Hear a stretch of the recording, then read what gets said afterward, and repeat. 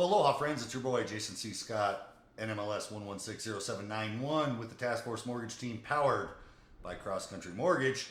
Today's video, we are going to talk about the importance of understanding recoup when refinancing your loan. You're definitely going to want to tune in.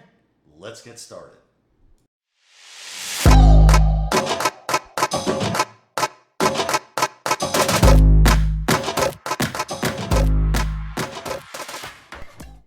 Okay, so recoup. You're like, Jay, what are you talking about? Well, I guess we have to get started with when you refinance a loan, especially in today's market right now with the Fed cutting rates, which by the way, just because they cut rates by 50 bips does not mean you're going to see a 0.5% reduction in mortgage rates, but that's another video for another time. However, a lot of people are refinancing right now because they purchased in the last couple of years where rates were at historic highs, higher than they've ever been in over 40 years. And now we're finally starting to see some reprieve, right? But there's a catch. You're going to see people quoting all kinds of crazy rates. 4.5, 4.75, 4.875, 5%, 5.125, whatever that number is that they're quoting, typically may or could come with a cost, right? Now, remember, when you do a mortgage transaction, there's always costs involved.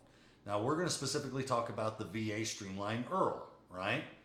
Now, the VA IRRRL is designed for veterans that already have a VA home loan that can reduce their rate by at least 0.5 point or more and can meet the minimum recoupment of 36 months, i.e. the title of this video, Understanding Recoup.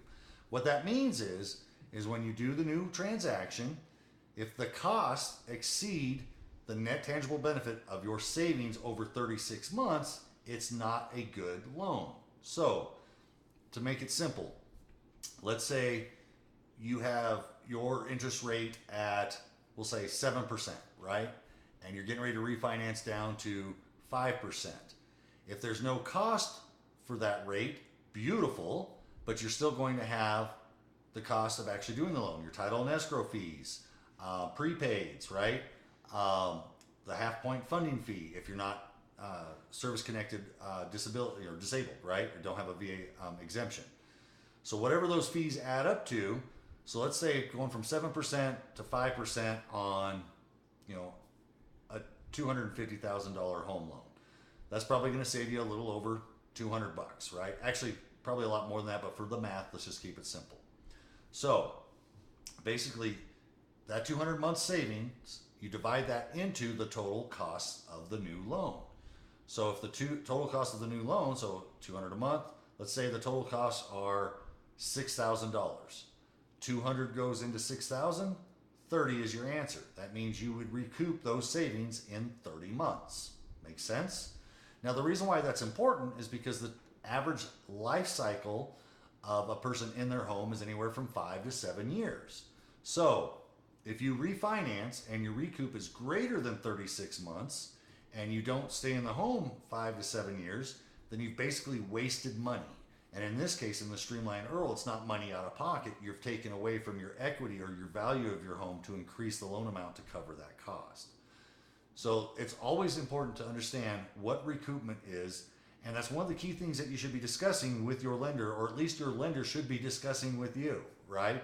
And if they're not, hey, reach out to me. I have no problem going over your paperwork and letting you know whether you're getting the real deal or the raw deal. That's it for today. Make it a good one, and we'll talk again soon. Aloha. Thank you so much for watching. This is where you get the real deal, not the raw deal. Hope to see you again soon. Aloha.